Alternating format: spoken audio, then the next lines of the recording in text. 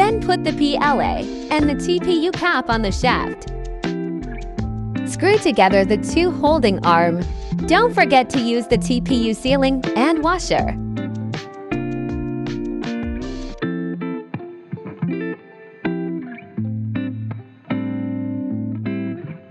Screw together the holding arm and the rear view mirror adapter.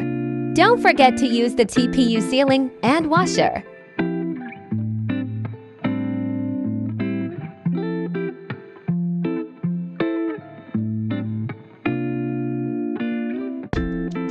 Screw together the iPad holder and the holding arm. Don't forget to use the TPU sealing and washer.